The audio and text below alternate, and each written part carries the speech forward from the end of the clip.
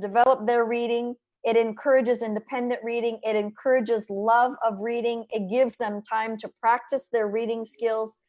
And if they have enough copies of the small books, the teacher can give a copy to every 3 or 4 students and have her own copy at the front and continue to use that, in similar to a big book, only using with small books.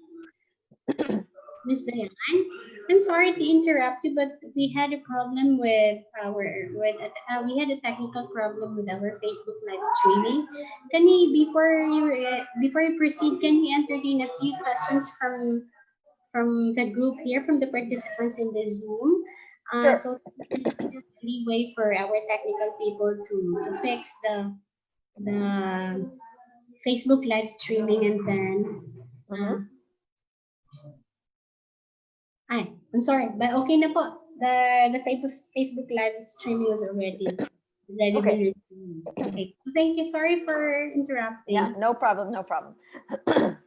Okay, so another piece of material that's very helpful to use is called a listening story. This is a story that's written on 1 page. The teacher should be able to read it in 5 minutes only. It's not long, it's short. It has to do with everyday life for the students. It should be interesting. It should represent culture. It should be something that the children can imagine themselves in. So the teacher starts by introducing the topic of the story and getting the students to talk about what they know about the topic of the story, just in preparation for the story. And then the teacher reads the story to the students. Don't tell the story. It's not telling stories, because you're modeling reading for the students. That's the whole point. They're seeing the teacher read this story. It's just on a piece of paper. The children cannot see the words on the paper, but they know that the teacher is reading the story. And every so often the teacher can ask, what do you think will happen next? Or why do you think they did it that way? Or why didn't they go there instead of there? Just questions to stimulate their thinking.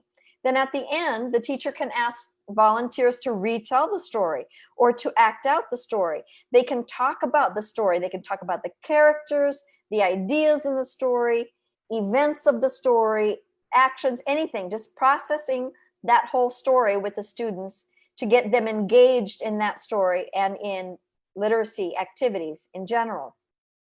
Then you can also ask the students, how would you create a different ending? Or what would you do different if you were writing this story? What do you think they might do differently in the story? Or ask them to dramatize the story for you. Or ask them imagination questions. Imagine if you were the main character in this story. How would you respond to this? What would you do differently from what that main character did? And then children are learning that writing has meaning and that it's very exciting and that you can talk about it and you can learn from it. And there's lots of interesting things involved. And so it's another tool for introducing literacy to the students in an interactive manner that gets them thinking about their literacy. An experience story is also exciting, and the teacher just has to plan an experience for the students ahead of time. It might be an experience that happens inside the classroom. It might be an experience that happens outside the classroom. It doesn't have to take more than 10 minutes, but it might take more than 10 minutes depending on what the experience is. You could do it for a science project. You could do it for a math project. You could do it just for a literacy project or a language development project. But the teacher plans the activity, then does the activity with the students, and then they discuss the activity. So the activity might be, they go outside into the schoolyard and they compare plants. Well, this plant is short and this plant is tall. This plant has purple leaves and this plant has green leaves. Or they might do something in the classroom, like compare blocks or categorize different things, paper clips versus pencils versus blocks or whatever, bottle caps, or categorize things or whatever. Any kind of an activity that the teacher can come up with, and then they process that and they discuss, what did we do a few minutes ago? What did you learn? What did you enjoy about this activity? And then the teacher says, let's write a story about what we did together. We're, as a whole class, we'll write a story. So the teacher's at the chalkboard, and she asks the students to dictate to her one sentence at a time. So the first student might volunteer to give the first sentence of that experience story. Well, today we went out into the schoolyard and we looked at plants. And then the teacher writes exactly what the student says. The teacher doesn't change what the student says. She writes exactly what the student says. Then another student gives another sentence, and another student another sentence. They may or may not go together. That's not the point. The teacher writes everything until they have, you know, a paragraph or two. And then the teacher reads all of those sentences to the students, and they see that that's their work. That's their story. They wrote that together, and they enjoyed reading that. And then the teacher asks them to give it a title. What should we call this story together? And then they agree on a title together. Then at the end, the teacher can say, okay, we've read our story, we did this activity, we wrote the story, we read the story. Do you see anything up there that you would like to adjust? And maybe, you know, one child will say, well, you know, Susing said that we went out and saw plants, but we didn't really go out and see plants. We went out and we saw trees. We looked at trees and we compared trees. So let's change the word plants to trees or something like that. They can make adjustments according to what they understood in the experience or how they interpreted the experience. And they're learning how to edit their written work from the very beginning. They're learning that they can represent what they're thinking on paper. They can create sentences, they can create stories, and then they can edit those stories. So it's a very practical, useful way for children to learn that writing has meaning, it's fun, it represents what they think as well as what someone else thinks, the author of the big book or the author of the small book or something like that. Very practical and very easy. The teacher can just write a story. It has to be read in 5 minutes only.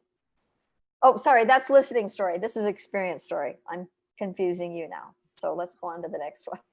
So the teachers can also plan in the classroom. Obviously, this doesn't work during COVID time, where there is a certain time every day or a certain time once a week or something where there is what the teacher calls library time. In that time, students are given freedom to go to the collection of small books or even big books if the teacher allows the students to touch those and to read those.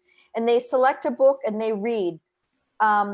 It doesn't have to be more than 10 or 15 minutes. They can read individually or in pairs. It gives them reading practice. It lets them choose the stories that they want to read. Sometimes they go back and they choose the same book over and over and over because they love that story. But it also gives the teacher an opportunity to sit with one or two children and have that one or those two children read to her so that she can do sort of an informal assessment of their ability to read and to decode and ask comprehension questions. What are they understanding of what they're reading? So it's a way for the teacher to also have time to assess how different students are reading, and then she can plan the next literacy lessons around what she learns about what students, how students are reading. Creative writing. I love to talk about this because a lot of people assume that you can't teach creative writing until students know the entire alphabet, they're able to read and they're able to write. Then you start teaching creative writing, but it's not true. You can teach a 2-year-old how to develop creative writing. It has to do with teaching them to represent what they can think on paper. So the teacher might start the lesson and say, think of something that happened to you last weekend or yesterday or the other week or last summer. What happened to you? What was an experience? Or what's a story that you remember? Tell your neighbor your story so that they're talking about it orally. That's prepping them, helping them to remember the details and the activities that went on. And then the teacher says, now that you've told your friend your story, I want you to write it or draw it on paper. So if you look at these samples of creative writing, they go from the top left to the right, middle left to the middle left, right, middle, bottom left to bottom right. This is the progress of the same student in one school year. This was in kindergarten, I think. So at the beginning, this child didn't know how to read or write, and they were just barely learning their alphabet. So they couldn't write technically a story on paper. So they drew a picture. This picture represents what they're thinking. And they tried to scribble some letters down here. And then you can see how as time goes on, they're starting to develop some sense of words that they can put down here. They're not spelled right, but that's okay because they're developing their thinking and their ability to use letters. And then each one gets a little bit more detail in the letter, the text part, until down here, even here, you see that there are even spaces between the words. It doesn't matter that they're not spelled correctly, because in this activity, we want them to learn to represent what they're thinking on paper. And if we point out all of their mistakes, you know, the fact that they didn't spell that word right, they didn't have right punctuation, it's going to freeze their ability to think creatively. So we want to allow them to think creatively and just let them develop. And then at the end of the year, this is the kind of story that this kindergartner could write on paper after all of this. Oh.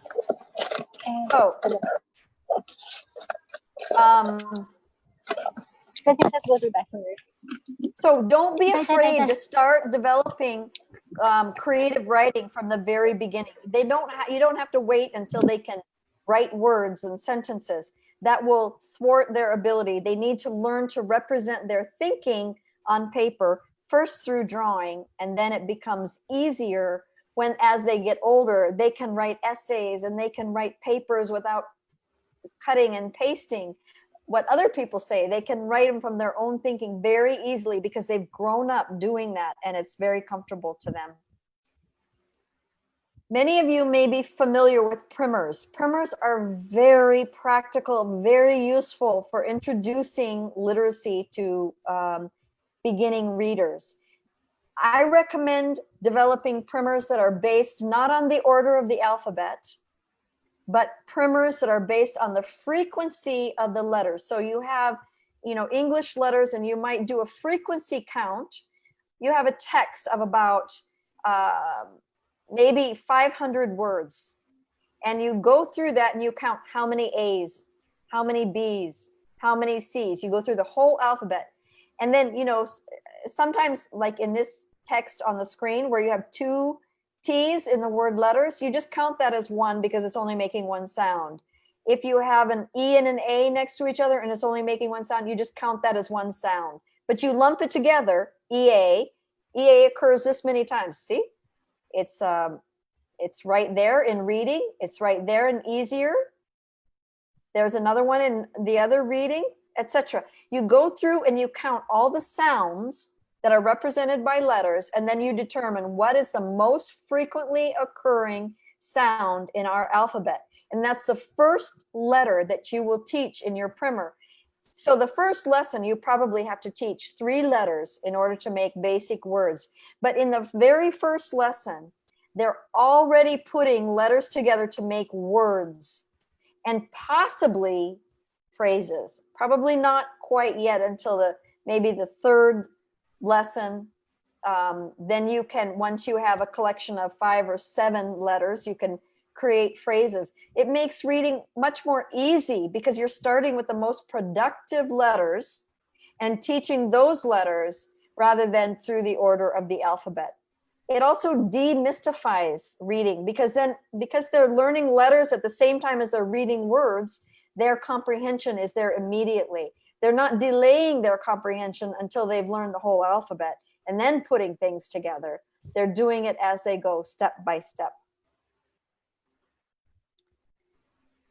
If you have, or if you can create a set of sequence pictures, this happened first, then this happened, and then this happened. You know, like the chicken and the egg, right? You have an egg, or you have a chicken, you have an egg. The egg is just starting to crack.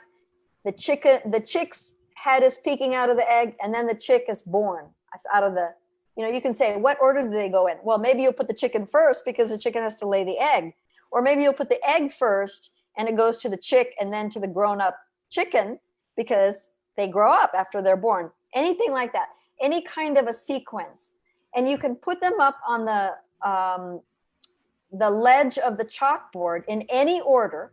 You don't put them in order, you put them up in any order, and you can invite students to, you can first talk about what the pictures, make sure they comprehend the pictures, what are they, and then have students come up and tell a story, and they can rearrange the pictures any way that they want, and they tell their own story. We did this in a workshop recently where everybody got up and had a different story and rearranged the pictures. None of them was wrong. They were all correct because they had a different story that they were telling. It develops thinking, it develops sequencing and knowledge of sequencing, it develops language, it talks about what happens first, second, and last, and it's very engaging, and children love it because they're able to do it themselves. They want to have a turn to go up and tell their own story and rearrange the pictures themselves. So this is a very wonderful activity to do with children. We also have this, what we call big busy pictures. And in this, we have the teachers or the community, perhaps somebody in the community is a gifted artist, and you ask them to draw a big busy picture. This is poster size, you know, like tarpaulin size, like 6 by 5 or something like that. It's a big picture that goes in the front of the class, and you keep it up there for a month or 2 months. You might have 4 or 5 different pictures that you use throughout the year. You switch them, but they're very practical. Number one, they represent what the children know. They represent their own culture, their own community. So they easily can talk about all of these things. So you can use it to develop their L1, to support their culture, to help them to take pride in what's happening in their community. They can envision themselves in this. And then you can later, as they're learning the L2, and they've already talked about these activities in the L1, you can help them develop the language in the L2 to talk about these same activities. And the same thing with L3. It's familiar, it respects their culture, and it facilitates conversation in the classroom. You might have them come up and they can choose one part that they're going to talk about, and they talk about it, and then somebody else comes up and does something, or maybe just every day a different person comes to the front and talks about some part of the picture that they want to talk about. Then you can also have them develop stories from this when they do creative writing. You can say, I want you to choose something in our big busy picture, and I want you to write a story, either of something that happened to you in the past, or you just make up a story related to that part of the picture, not the whole thing, just one part. So you can use these over and over and over. You might have it up for a month, take it down, put another one up. Maybe 4 months down the road, you put the same one up and you do different activities, because you're always changing your activities as you continue to use your big busy pictures.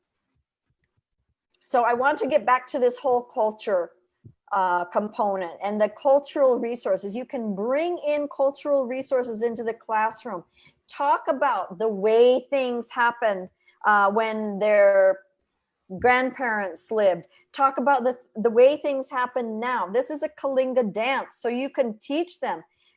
They need to pass these music down, these dances down, pass down the knowledge of how to weave these skirts and these be'e, and how do you play the gong. Pass that down.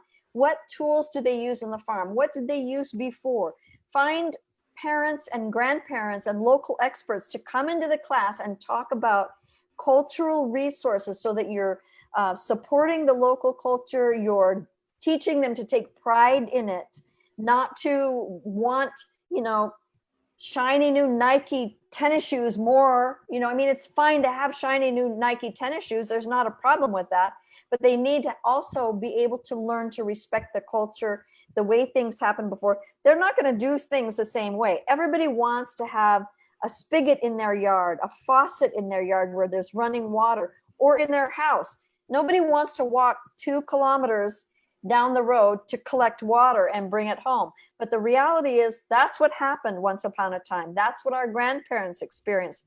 So just talking about history, talking about what's happening now, talking about what our culture does and values and supports, and what the neighboring culture does and values and supports.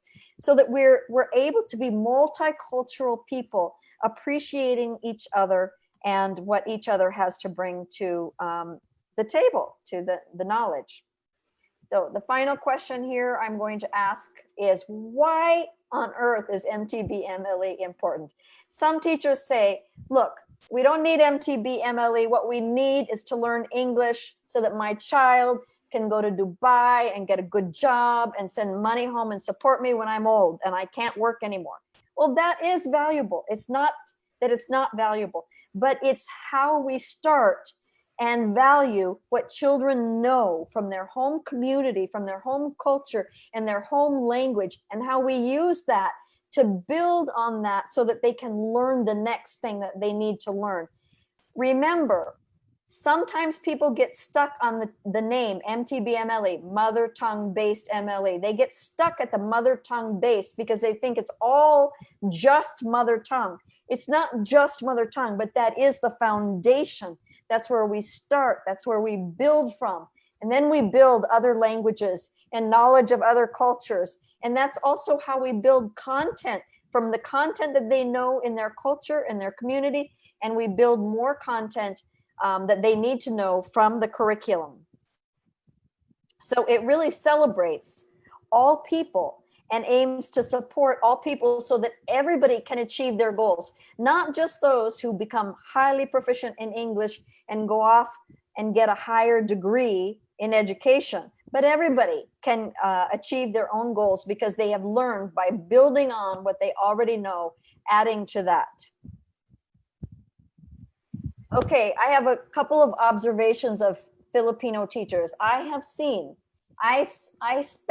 I lived in the Philippines for 25 years and I worked with teachers, and I have seen that teachers are generally highly committed.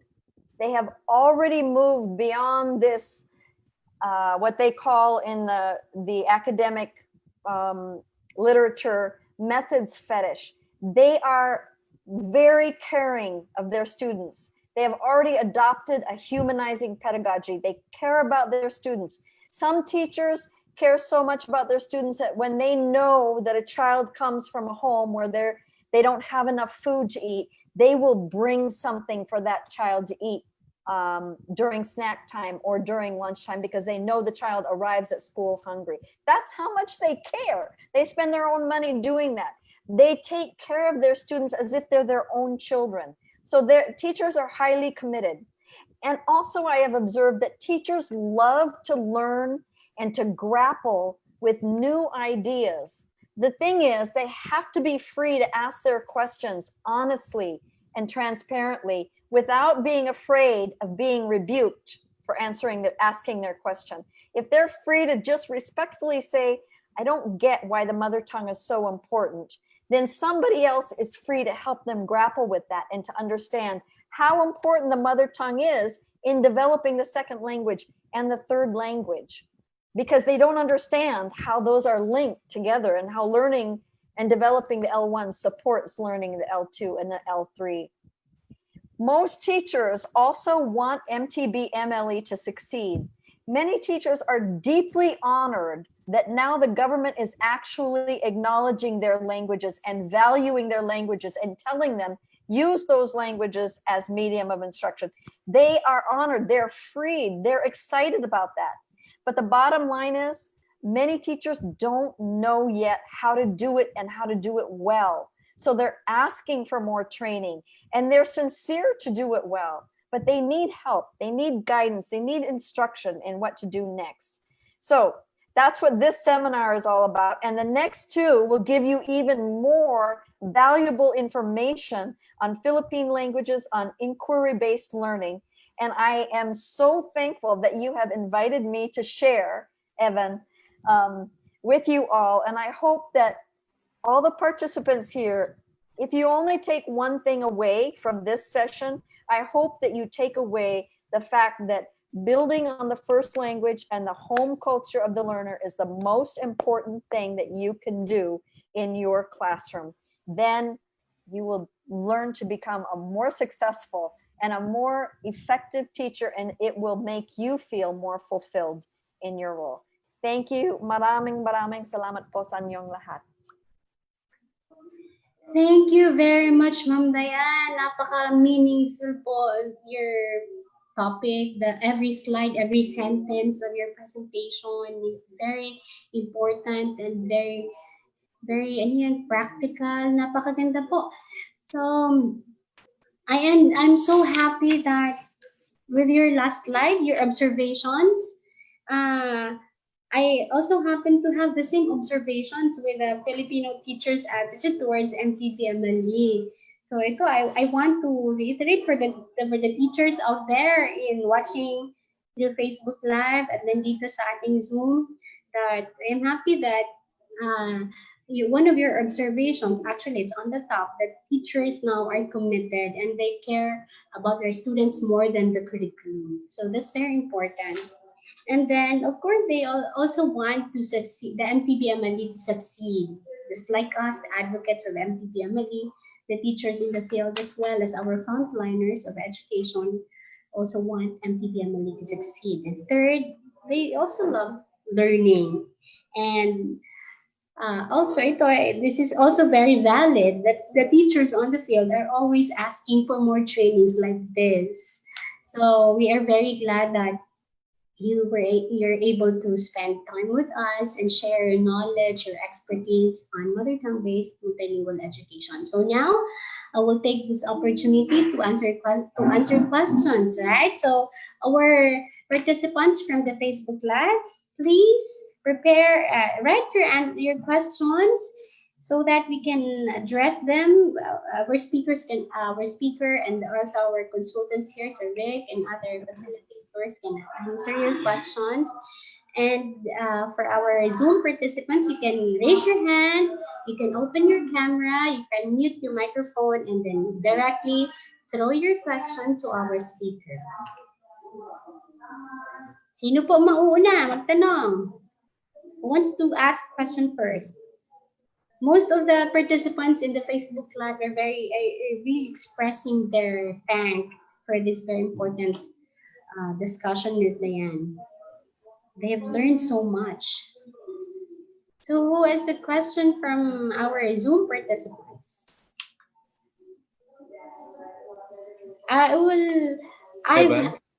Yes, Sir Rick. I have a question, not for Dianne, but to Sarangani Division. Okay. Have you collected all the materials on MTB-MLE? May I ask, Sir Rick, what specific materials are you want to know? All the materials that you have done on the local languages, like big books, small books, busy pictures. Is there an archive? Have you collected all these materials into an archive so that the teachers can refer to them? Yes, we have an archive at the Learning Resource Management and Development Systems Office at the division of all the locally developed and contextualized materials. So in Dianne, in Maguindanao, specifically big books, and other materials, learning activity sheets, contextualized. So meron po, we have an archive. Nasa learning resource po namin dito sa division. We'll be happy to, if you can give us some of the samples, no? Yes, and sir. we'll be happy to suggest how to use those materials for integrating the learning competencies in every grade level. Yes, sir. Okay. We're very glad to share those materials to you po. Sige. May tanong po Sir Rick, kayo? Direct. So, baka yung iba may mga concerns. Dianne? Yes, sir. Yeah. Meron po yes. akong na question kanina. Earlier from one of our participants via Facebook Live, from one of our supervisors, our education program supervisor, Sir Ray Tagala. He was asking how would a teacher handle a case where majority of his or her learners mastered decoding and speaking up to language 3, yet the lesson in the classroom is expected to be delivered in language 1. Does it necessarily need for the teacher to draw back the learners to L1? Ulitin ko po. I will repeat. How would the teacher handle a case where majority of his or her learners mastered up to L3 are already proficient in language 3, yet the lesson in the classroom is expected to be delivered in L1. So siguro he's referring to kinder to grade 3. Does Okay. it necessarily need for the teacher to draw back the learners to L1? Mhm. Yeah. Okay. A few ways of thinking about that and looking at that. But I would say, what does he mean by mastered L3, mastered English? Remember when I was talking about that in the session, I said a lot of kids have phrases and words in English that they are able to use. But can they use CALP in English? How deep is their conversation in English? I suspect that he's talking about kids who are maybe in an urban area rather than a rural area because they're more likely to be exposed to more English. So what is the level of their, can they talk about subject content in English very deeply, very well? Can they use Bloom's taxonomy in English to do that? If they cannot, if they can talk about it a little bit, maybe at the surface level or basic first 3 steps of Bloom's, but not the higher level, go back to L1, use that. Number 2, he says mastering English. What is their level of proficiency in L1? They might be bilingual. So maybe you can just use, maybe they're trilingual. Maybe you can use several languages. But if you don't incorporate the L1, what you're actually doing, even if it's based on this supposed mastery of the students in English, what you're doing is you are playing by the hierarchy of languages. You're saying the L1 doesn't matter. It's not important. The only thing that matters and is important is English, and these kids already speak it. So I'm not going to go backwards to the L1. That is a wrong assumption. I would say that is not a correct assumption. What we're trying to do is equalize these languages a little bit more and say, look, we think in all of these languages. We want to allow people to continue to develop their thinking and their speaking proficiency and their literacy in all of their languages, not just English. English isn't the ultimate goal. All of their languages are the ultimate goal. So plan activities where you're going to use the L1. If they're really that proficient in English, continue to use English for some things, but do not neglect L1, especially do not neglect L1 literacy. Because I'll bet you in a classroom, you might have a few kids who speak English fairly well. I doubt that you have any kids, unless they are very, very elite, who speak English fluently as if it's their mother tongue. So you're going to bypass a bunch of students who maybe have some English, but not enough to support their CALP learning in English. So analyze your situation and think about, how can I utilize all of the languages so that my students learn to develop all of their languages, and so that I'm allowing all the students to participate in the classroom, not just catering to a few students who speak English well and ignoring other students who are not quite as proficient at English. So don't, yeah. Thank you very Anyway. much, Dianne. I know. I hope, Sir Ray, that's already clear with you. And I know Sir Ray is also sharing the same question with other teachers and school heads, because that's mostly I know they're concerned. Our learners are already proficient in English and Filipino, so why do we need to revert to L1? So claro po, it's very clear from our expert. I would add one more component to that, and then I'll let Sir Ricky say something. I would say also it has to do with identity.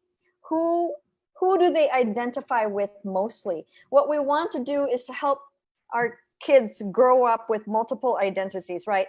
I am a Filipino, I'm a Blaan, and I also speak great English. You know, I can travel the world. I have multiple identities, but we don't want them to sort of disregard their heritage identity. And that's what happens when we only focus on the other two languages. And they learn implicitly and explicitly to sort of disregard or view their heritage identity and their heritage language as inferior. And we want to avoid that.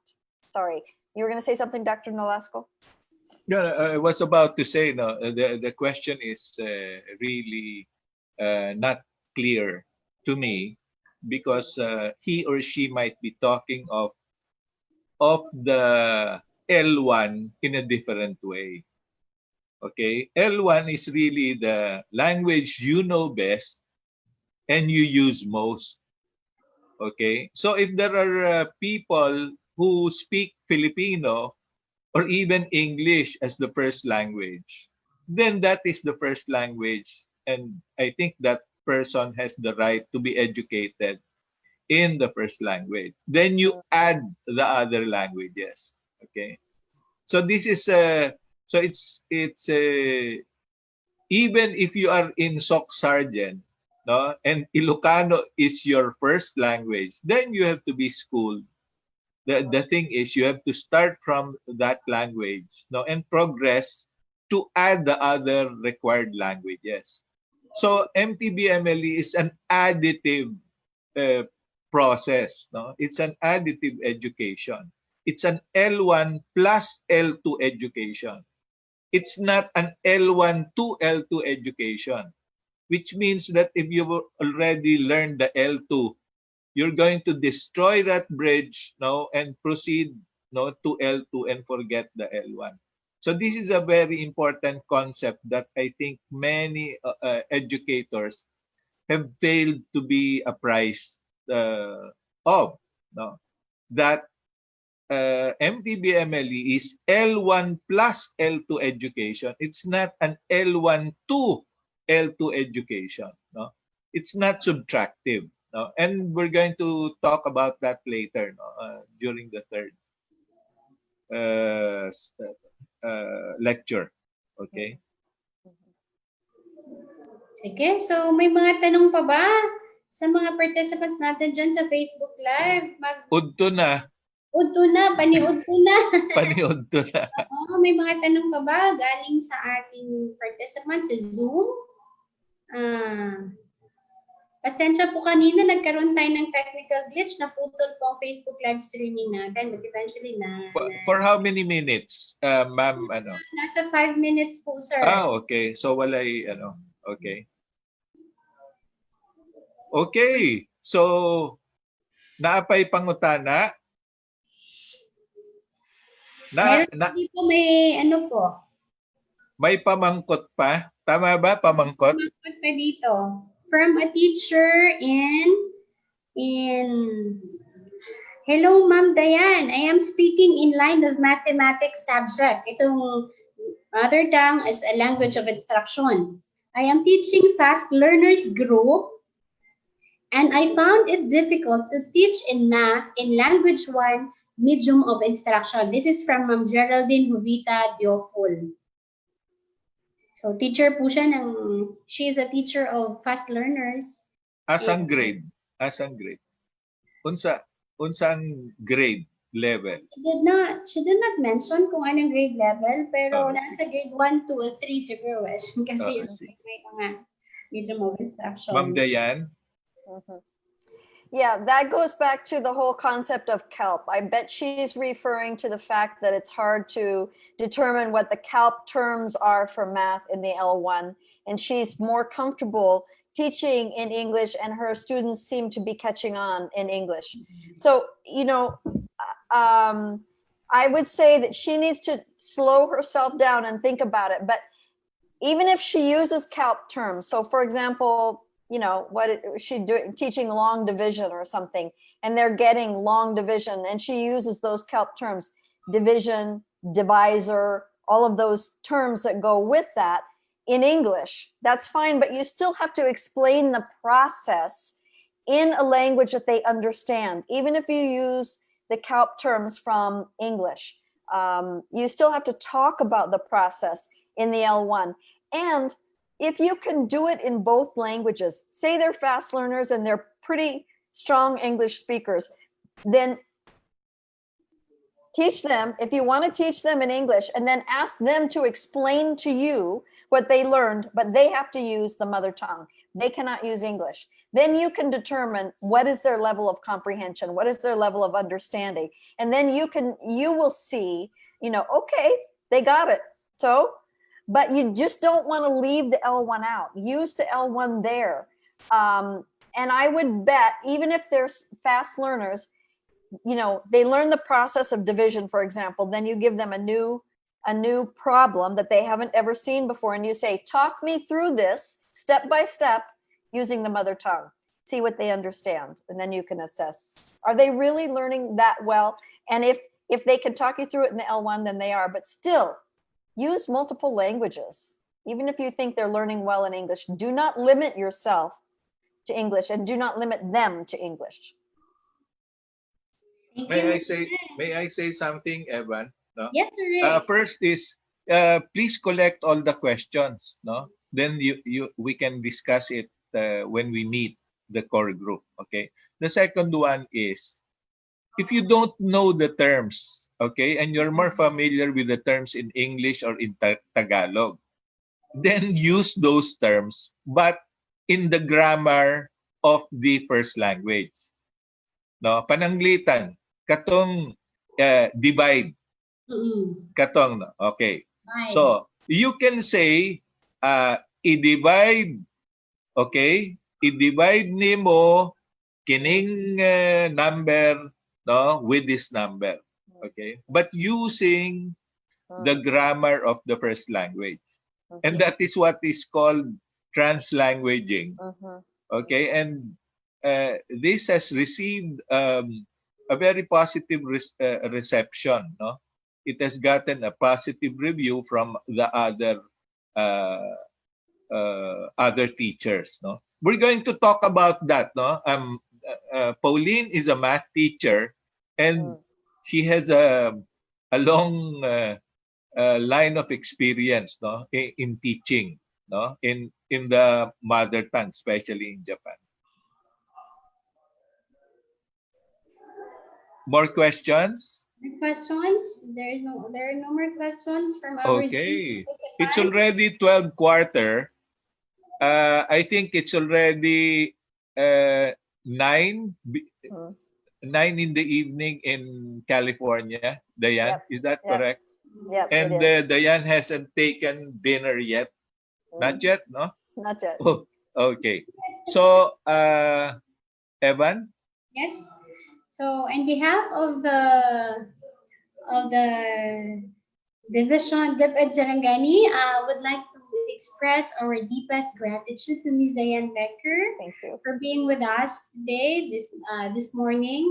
Your topic is very much appreciated, and we hope that all the teachers out there listening, participating in this webinar, will be able to absorb the information that you have shared. So for Thank our you. participants, can we share the material that you have presented, Ms. Dianne? Yes, I will send it through Sir Ricky and he can share it with you. Okay. Ma'am Dianne, can we Yes. also share your, I know that you're on vacation, but can we also have your email ad so that they Yes. can ask directly your questions? No? Yes. It's Dianne underscore Dekker at sil.org. Am I correct? That's correct. Okay. Yep. Is this correct? Dianne underscore Dekker at sil.org. Okay. So this is the email ad of Dr. Dekker. No? So they're on vacation right now, but they'll be available when? End of September. September. End of September. So that's October. Okay. Or any last concerns? Any parting words, Dianne? No. Thank you very much, Mom Evan. Thank you, everybody. Thank you, RD and everyone else for inviting me. I'm very honored and privileged to be participating with you. And I hope that even if the teachers take one idea, that they'll expand on that idea. Thank you so much. Okay. Ma'am Evan, you want to... Sige sir, may mga assignment po ba tayo for assignment para sa next session natin? Pero sa ano na, session we can end the session now, then we can talk. Murag debriefing, Alright. no? After this, then Dianne, can you join us only for a few minutes? We're going to give you another link. Okay. O Ma'am Evan, dito na lang sa Sarangani Messenger ta. Alright. Okay. Oh, sige. So for our participants, would like to ask you to answer the survey that I will present. I will present sa screen. I-share ko po. Ito po. This is a survey from our speakers. We will know through this survey, we can gather your email because we're going to collect your email addresses and create a Google Classroom for this group. Ayan po. So please answer the Google form, the survey, para gather namin sino yung mga kasama namin sa session 1. And then we have a slot there in parts of form where you can ask questions that you were not able to ask during this session 1. So, ayan po, please copy the link. Sinend ko po ito sa ating Facebook comment box also. So please, I will give you time to type and copy and open the link.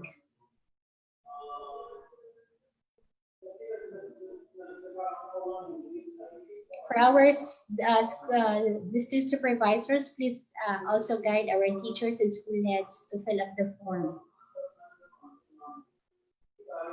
Ayan, paki-screenshot nyo na lang po ang ating link para sa Google survey sa form. Para po. So for our closing message, let us hear from our education program supervisor, Ma'am Beth Torres. Ma'am Beth Torres, to give a closing message.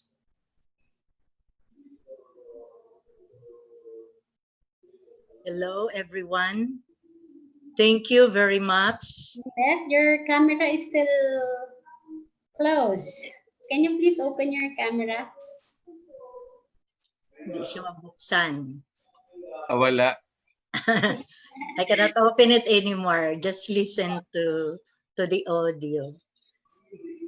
Thank you very much, Ma'am Dianne and Sir Nolasco, for being with us in our first series of this webinar. We in Sarangani always believe that all children or the Sarangan children should be able to read during their early grades. And the only way for us to do this is really to intensify our MTB-MLE curriculum. And the way we will have to do it is really on how we will implement what we have learned today. I am very thankful that the BICS and the CALP are being intensified or stressed by our speaker. And I also like the way the Bloom's taxonomy is again given emphasis on how we will really make our learning, especially in the implementation of the mother tongue-based multilingual education in Sarangani. And thank you even Sir Nolasco for asking our learning resources that we have been doing and developing in Sarangani. we are very happy also to tell you that we have a group of stakeholders here who are very helpful in making our MTB-MLE, especially our IP education, be done in such a way that we can already integrate in the 19 languages, our 3 more languages that we would like the Philippines to really look into, the Tiboli, the Tagakaulo in the Blaan, with the different resources that we have developed in the past and still continuing to develop later by God's grace. We know that soon, Surian ng Wikang Pambansa, including the Summer Institute of Linguistics, will help us in this endeavor. Thank you very much, including all our teachers, our PSDSS, and our principals who are with us in this endeavor. God bless us all. Thank you very much, Ma'am Beth. So, ayan po. Klarong-klaro. Ang dami po natin natutunan ngayong umaga. So, announcement po bago tayo magtapos. Next week, next Saturday naman po, isang bagong speaker na naman ang ating makakasama, Ms. Colleen, para po sa kanyang inquiry-based topic. The same time, from 8:30, mag-check-in na po kayo ng 8:30 hanggang 12 o'clock. So maraming salamat po at bago po tayo magtatapos ay i-play po ng ating kasama from picture taking tayo. Sige. Sa mga Facebook participants po namin, pasensya hindi po kayo makakasali, pero sa isip namin at sa puso kasama po kayo. Sige, magpi-picture po. Please open your camera sa ating mga Zoom participants. Please show us your beautiful faces. Gallery view, everyone. Para po page 1 po muna. So I would like to ask Ma'am Rosani, Sir Ferdinand, Ma'am Beth, Ma'am Lotrix, Ma'am Novilla, Ma'am Angeline, Ma'am Fredgie, Ma'am Judy, Ma'am Rama, Ma'am Marilis, Dianne Morales, Ma'am Melanie Pasqua, Ramelita Asejo, to please open your camera. So page 1 pa lang po tayo. Ayan. Sige. 1, 2. Marami pa pong hindi nakaka-open. Wala pa. 2. Ma'am Donna, sabay ka na dito. Ayan. Sabay tayo dito. Hello, Ma'am Evan. Nandito po ako. Opo. Sige. 1, 2, 3, and... Tulat. Murag hinay ang signal sa iba. Sige po. 1,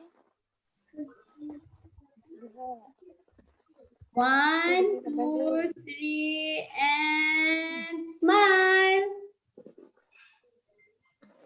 Ayan. Ulitin ko. 1, 2, 3. 1, 2, 3. Smile. Ayan. Sige po. Sa second page. Dali. May second page pa po. Marami kasi tayo. Control. Print screen.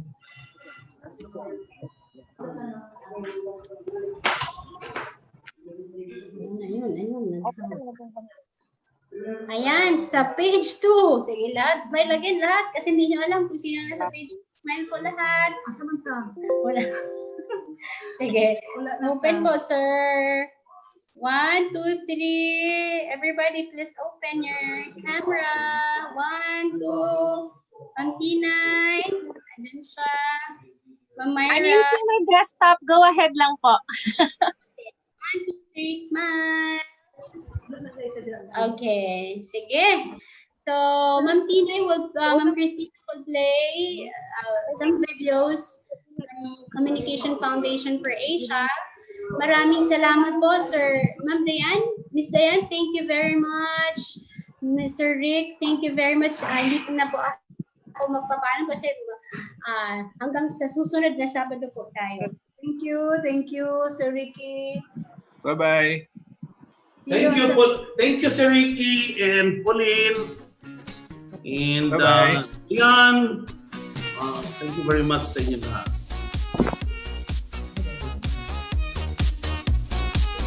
learn via Zoom.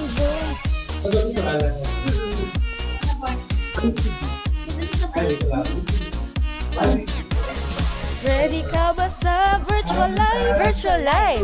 Searching for different online sites. Just to be better. Oh, why not try it? Going productive at makabuluhan. Students need to use your gadgets in a way that's helpful kahit walang budget. Hit it. Ho! Ooh, teachers move to digital so we can reach out to more young boys and girls. Halina, tara na, mga teachers, parents, students at school admins na need mag-shift pasibag with our Give into our digital and online platform offers. CFA provides kung anong kailangan mo. EMAX webinars and virtual events facilities. Halina't grow sa Zoom. Magpahuli sa Zoom. Now.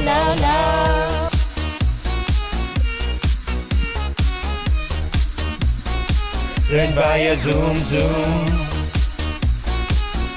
Mayroon din Google Room. Mag-online na so soon. Now. Comics ay digital at mas maraming features. I-try nyo, mas engaging, mas attractive talaga. May lessons? Yes, kumpleto pa rin siya. Pwede pang mag-offline version kung mahina ang connection. Hanap mo ba'y lugar pang meeting, events, retreat or party, pero hindi pa pwede? Mag-book ng virtual events kahit hindi magkita ay parang magkakasama. Halina, tara na, mga teachers, parents, students at school admins na need mag-shift pasibag with our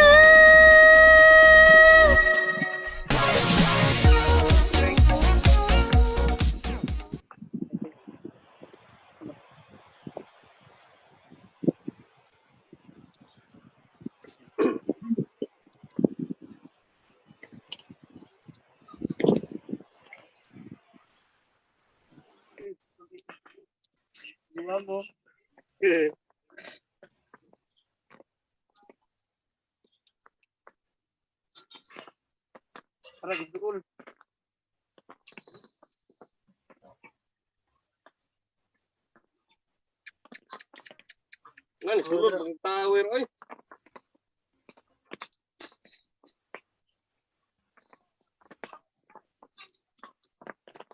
Ano? Ano to, ubos? Dapat computer no? Uli. I-push niyo dra. Mura gyapon?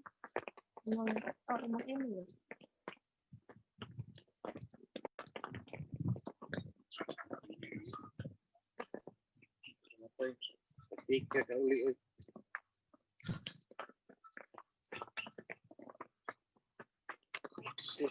Ay, mo ba mong email or katong ano po tong Gmail to. Ano pa na dito? What subject and grade level will you teach them? Palag. Musikan po ring. Awa. Patay ko. Serious na firma. Sayang dito laban.